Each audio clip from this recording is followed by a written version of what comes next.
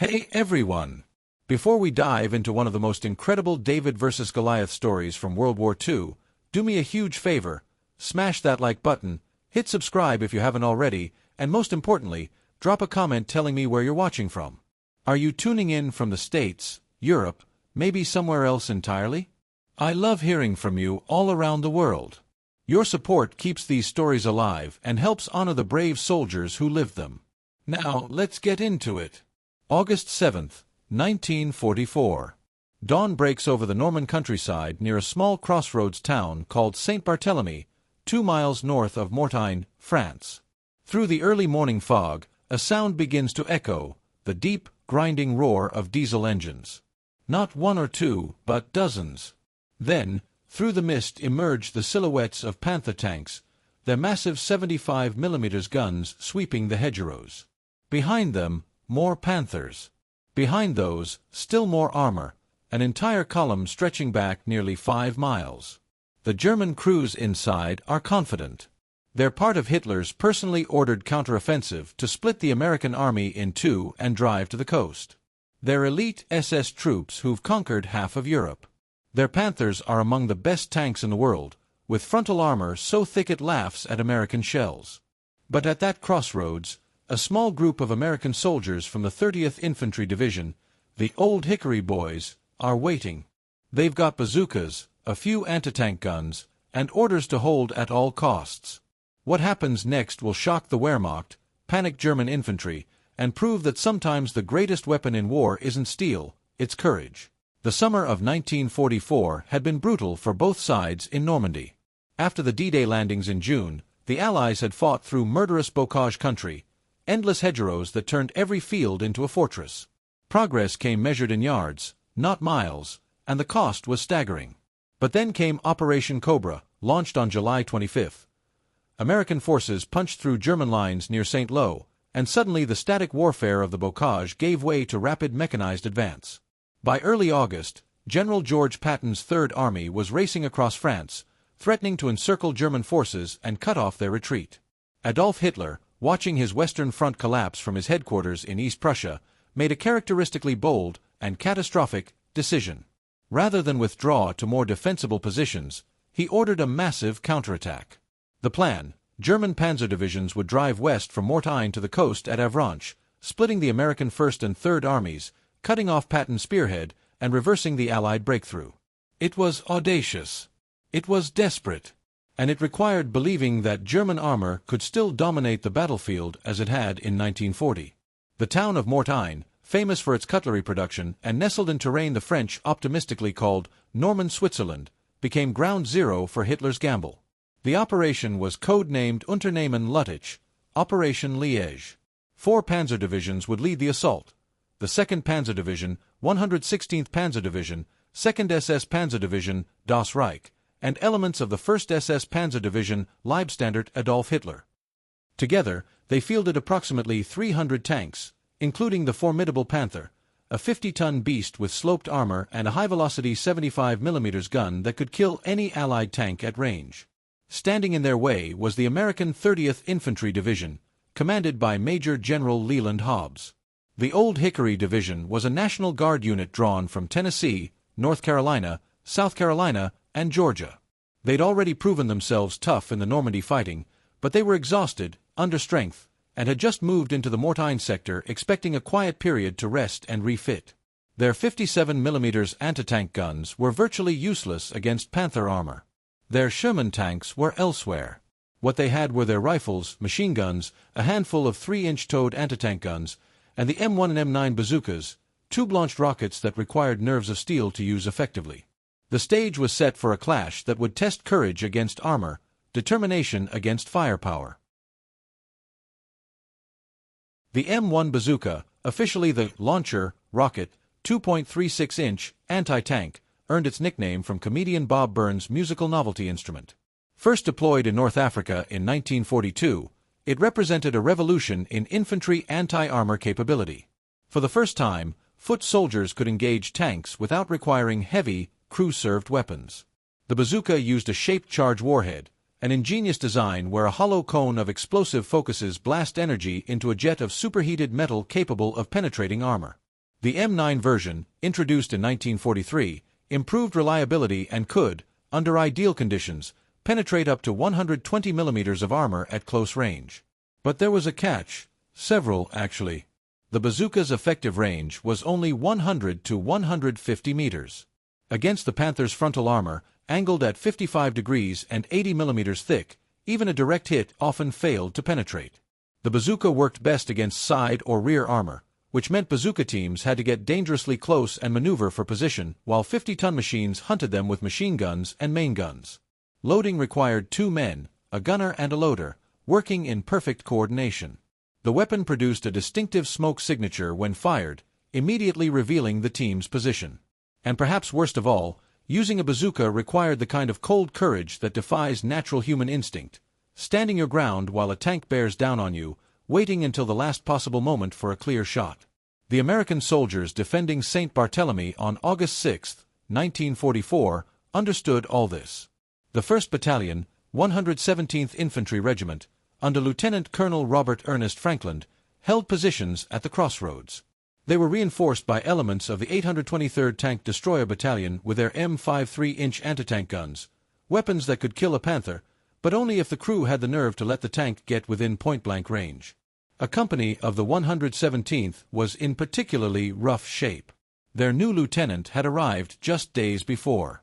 The 3rd Platoon had no officers at all. They had 55 green replacements who'd never seen combat. And critically, they initially lacked sufficient bazookas. Meanwhile, the German forces assembling for Operation Lüttich represented some of the Wehrmacht's finest remaining units. The 2nd SS Panzer Division, Das Reich, had earned a brutal reputation on the Eastern Front and during the Normandy campaign. The 1st SS Panzer Division, Leibstandard Adolf Hitler, was Hitler's personal guard formation, expanded to full division strength and equipped with the best armor Germany could provide. These weren't conscripts or Volkssturm militia. These were veteran panzer crews who'd fought in Russia, survived the killing fields of Kursk, and still believed in German tactical superiority.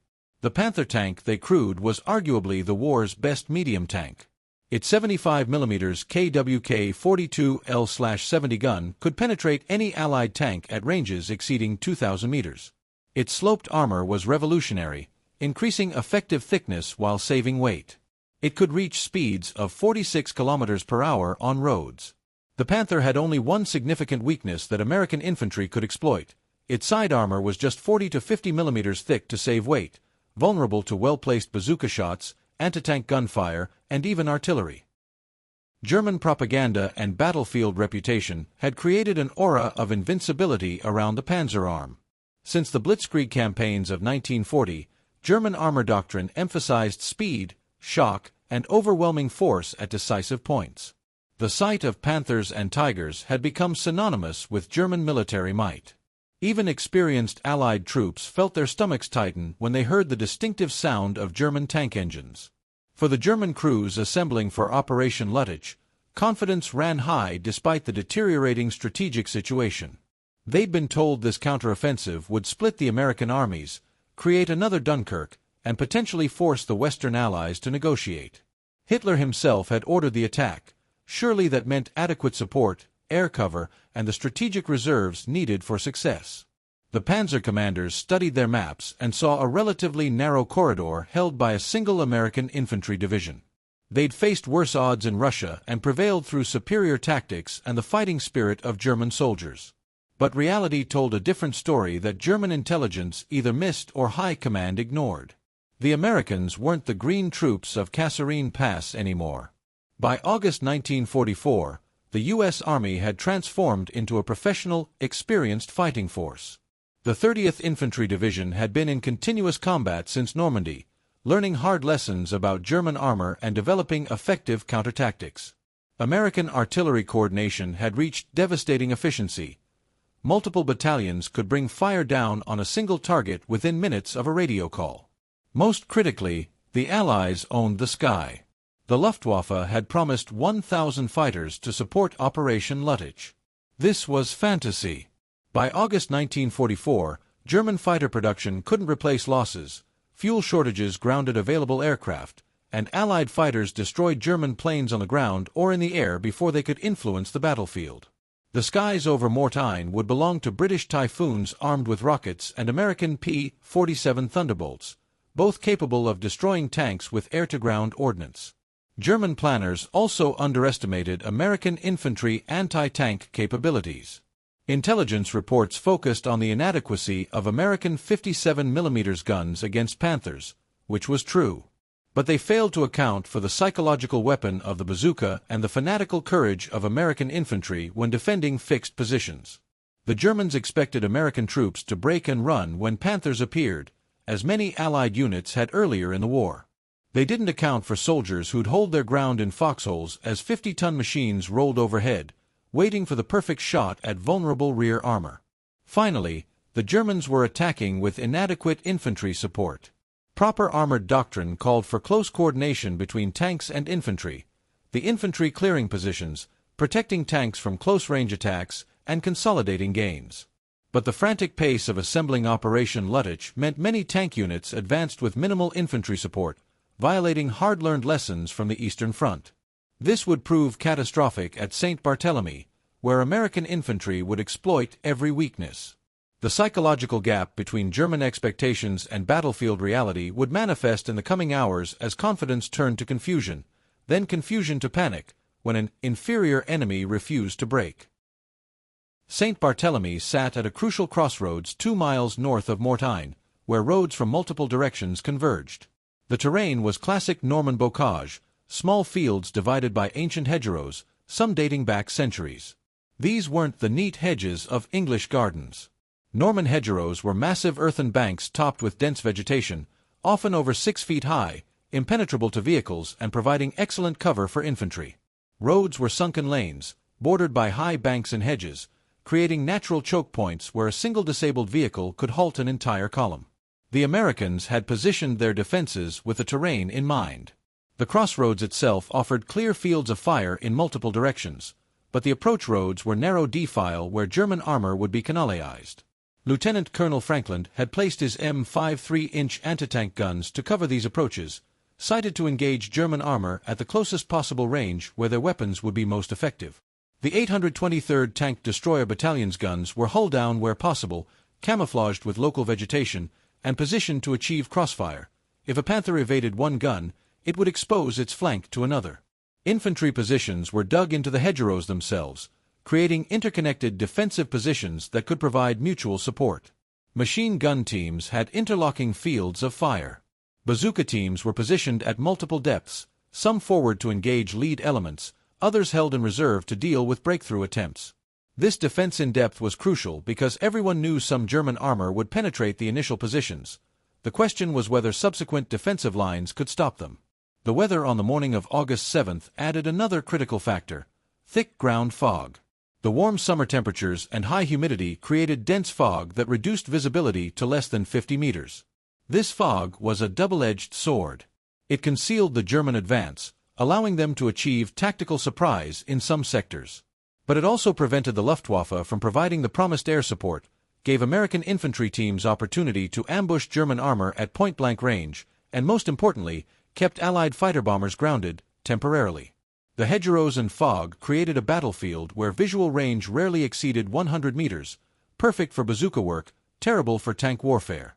German Panther crews couldn't utilize their long-range gun advantage. They couldn't maneuver freely.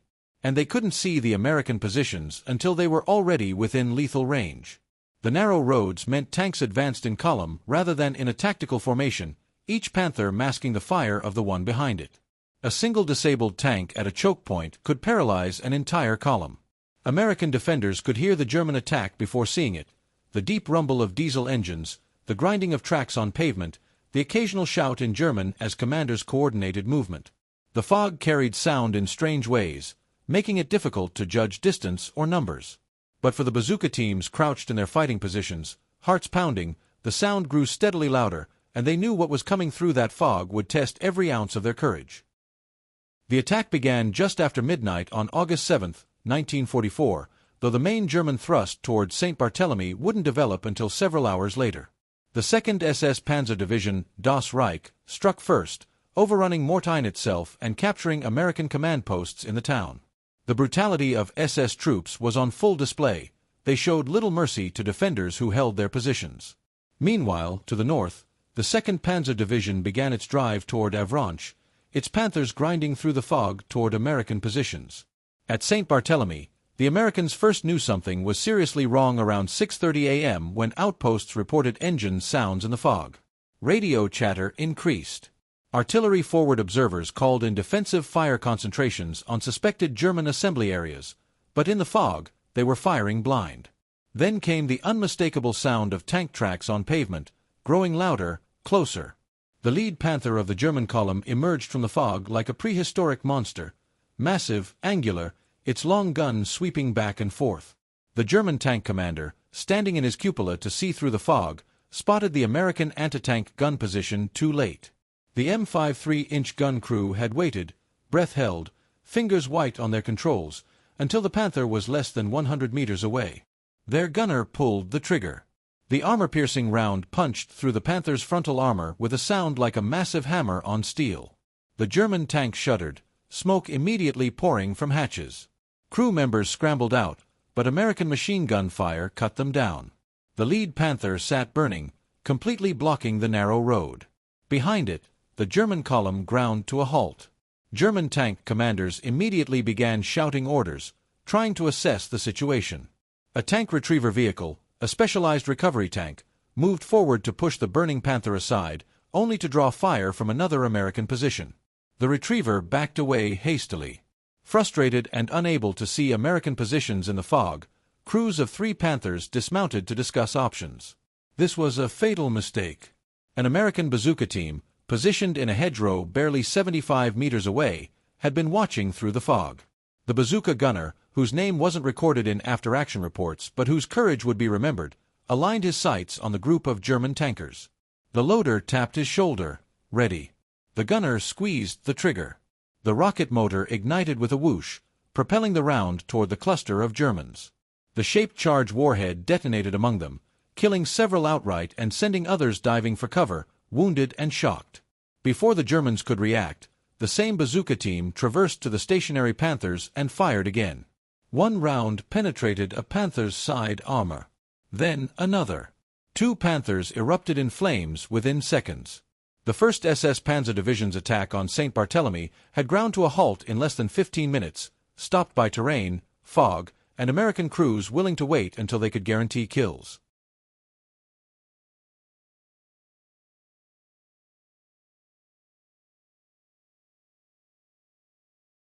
What followed was not a traditional tank battle but a desperate close-quarters brawl unlike anything in the Wehrmacht's training manuals. German Panthers attempted to maneuver around the destroyed lead vehicles, only to bog down in the soft ground off the road or become entangled in hedgerows. Each time a Panther exposed its flank, American anti-tank teams engaged. The fog had become a tactical nightmare for the Germans. Their superior optics and long-range guns were useless when they couldn't see targets beyond 50 meters. South of St. Barthélemy, 2 American M5 3-inch anti-tank gun teams engaged Panthers in a brutal point-blank duel. The first Panther appeared through the fog at barely 50 yards, close enough to see individual rivets on its hull. The American crew fired instantly. The round struck home, penetrating the Panther's frontal armor through sheer kinetic energy at such short range. The German tank slewed sideways, its track destroyed, blocking the narrow lane. Another Panther closed to 30 yards before the second American gun crew engaged. At this range, there was no question of the round's effectiveness. It punched clean through the Panther's armor, detonating the ammunition inside. The German tank exploded with white-hot fury, the turret lifting slightly before settling back down. Both burning Panthers created an improvised roadblock that channeled subsequent German attacks into predictable avenues. The Germans adapted, sending infantry forward to locate and eliminate American positions before committing more armor. But this played into the Americans' defensive scheme. GIs manning roadblocks had been positioned to deal with German infantry. They let Panthers roll past their positions, then opened up with machine guns, rifles, and grenades on the following grenadiers. The German infantry, caught in the open and unable to see their attackers in the fog, suffered terrible casualties. One American battalion commander, Lieutenant Colonel Robert Franklin, demonstrated the kind of battlefield leadership that becomes legend. When a German Panther approached his command post with supporting infantry, Franklin drew his .45 caliber pistol and shot a German tank commander who was standing in his turret hatch. As the stunned crew tried to button up, Franklin jumped onto the tank, an act of insane courage, and fired down into the open hatch, killing the entire crew. His men, witnessing their commander literally assault a tank with a pistol, fought with renewed determination. American bazooka teams operated with similar audacity. Multiple reports describe bazooka men discarding faulty weapons under fire and finding replacements to continue engaging enemy armor. One team knocked out a Panther, relocated before German return fire arrived, then engaged a second target from a different position. The psychological effect on German crews was devastating. They were taking fire from multiple directions, unable to identify threats in the fog, watching their vehicles brew up one after another. By mid-morning, the German offensive at St. Barthélemy had stalled completely. The narrow roads were choked with destroyed and abandoned vehicles. German infantry had taken severe casualties and fallen back. And most critically, the fog was beginning to lift, which meant Allied air power was about to enter the battle. The psychological dimension of the Battle of St. Barthélemy proved as decisive as the tactical engagement. German confidence, built on years of panzer dominance, began cracking when their invincible Panthers burned one after another at the hands of American infantry they'd expected to break and run. Tank crews, buttoned up inside their steel coffins, were blind except for narrow vision ports. Every sound, the clang of a bazooka round on armor, the scream of an antitank gun shell, sent adrenaline spiking. Was that hit penetration or a ricochet?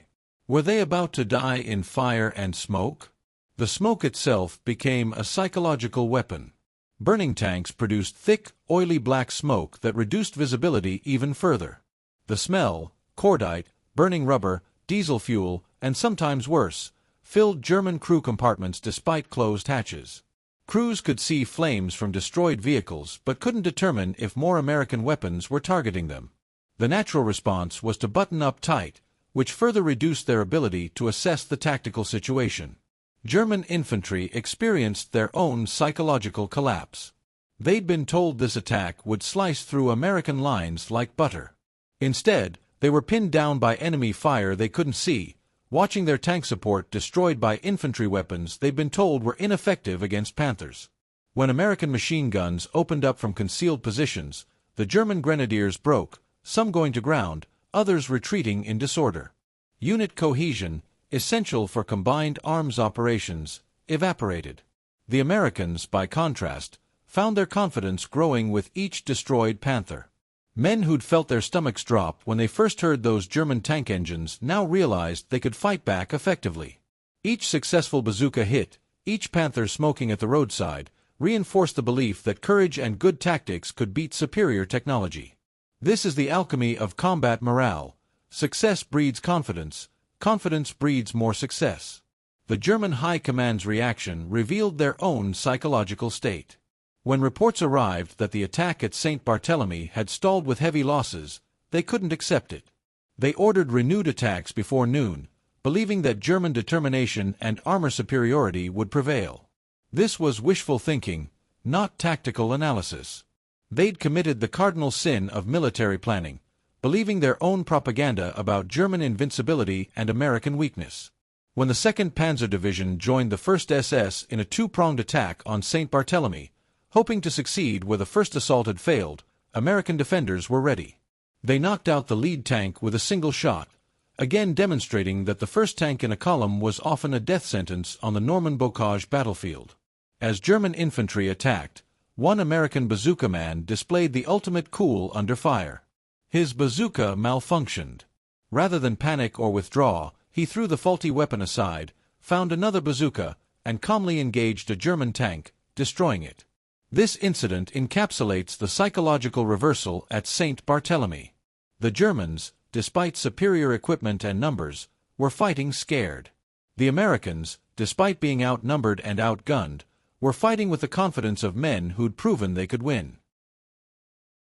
When the smoke cleared and American relief forces finally reached St. Barthélemy 7 days later, they discovered what one officer described as a panzer graveyard. At least 13 German tanks lay destroyed or abandoned at the crossroads alone, Panthers with turrets blown off, holes burned through side armor, tracks torn apart. Some had been hit multiple times. Others sat abandoned, their crews having fled rather than die inside steel coffins. The full scale of German losses across the entire Mortain operation was staggering. By the time Operation Lüttich was called off on August 13th, the Germans had lost approximately 40 Panthers and other armored vehicles in the St. Barthélemy sector alone. Across the entire Mortain battlefield, German tank losses exceeded 100 vehicles, with some estimates reaching as high as 200 when including tanks abandoned during the subsequent retreat. These weren't vehicles that could be easily replaced. Each Panther represented months of production, scarce materials, and irreplaceable trained crews. German infantry casualties were similarly severe. The 1st Battalion, 117th Infantry, reported killing or wounding hundreds of German soldiers in the St. Barthélemy fighting alone. Entire German infantry companies that had advanced with the armor were combat ineffective by August 8th. Medical evacuation became nearly impossible under Allied air attack, meaning wounded Germans either died or were captured. American casualties were also significant, though proportionally much lower. The 1st Battalion, 117th Infantry, suffered approximately 350 casualties over the week-long battle, killed, wounded, and missing. This represented nearly half the battalion's strength, a devastating blow to any unit. But these casualties had achieved a strategic effect far beyond their numbers. They'd stopped Hitler's last major offensive in the West, protected the Allied breakout, and set conditions for the encirclement of German forces in the Falaise pocket. Individual stories emerged from the carnage that spoke to both the horror and heroism of the fighting.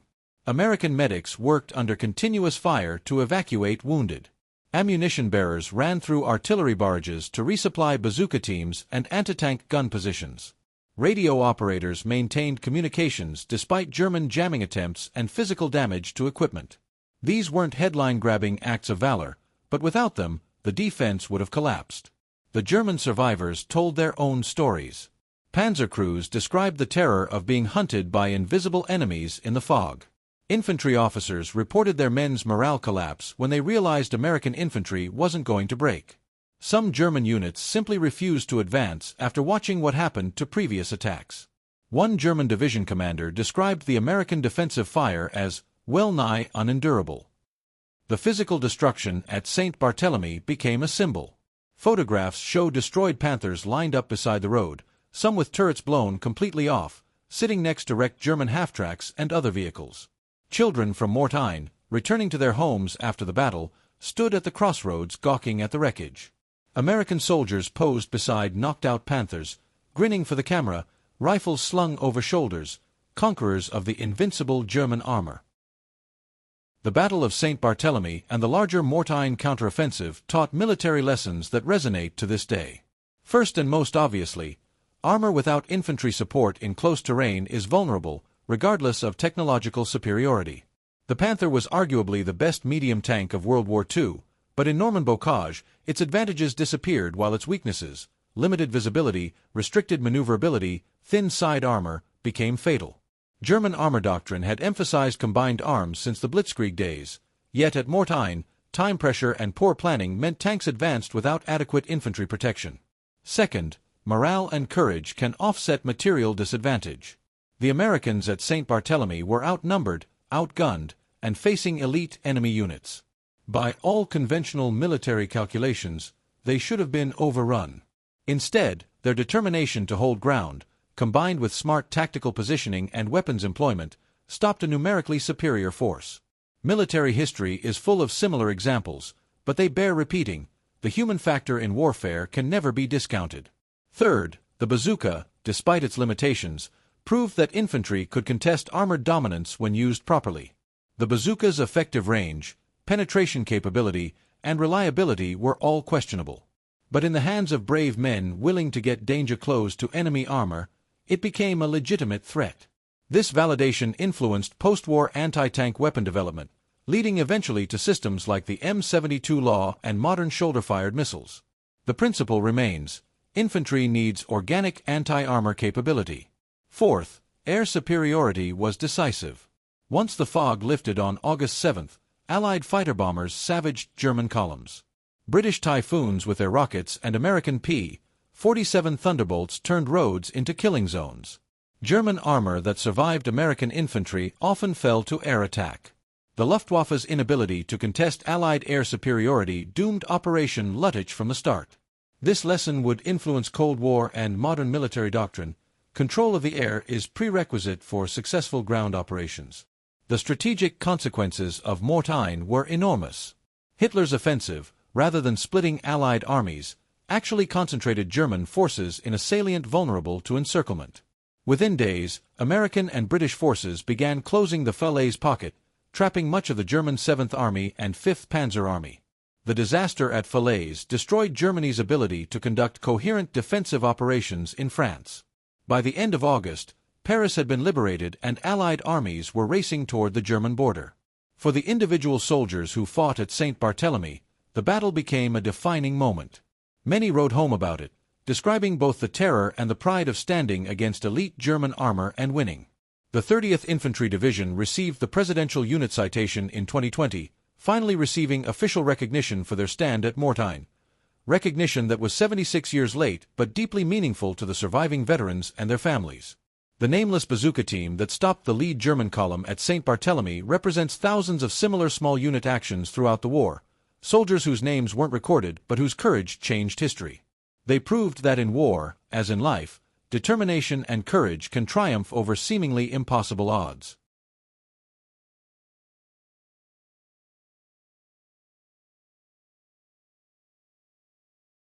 The Battle of St. Barthélemy stands as one of World War II's most remarkable defensive actions. A single bazooka team, along with their brothers-in-arms from the 30th Infantry Division, stopped an entire panzer column and helped derail Hitler's last major offensive in the West. They had inferior weapons, they were outnumbered, and they faced some of Germany's most elite units. But they had terrain, tactics, and most importantly, the courage to stand and fight when running would have been understandable. This battle reminds us that wars aren't won by machines alone. Technology matters, but courage, leadership, and determination often prove decisive. Those young American soldiers at that French crossroads changed the course of the war with their bravery. So here's my question for you. If you'd been in that foxhole, hearing those Panther engines growing louder through the fog, knowing what was coming, would you have stood your ground? Let me know in the comments. And if you enjoyed this story, please like this video, subscribe to the channel, and share it with anyone who appreciates real history about real heroes. Thanks for watching, and I'll see you in the next one.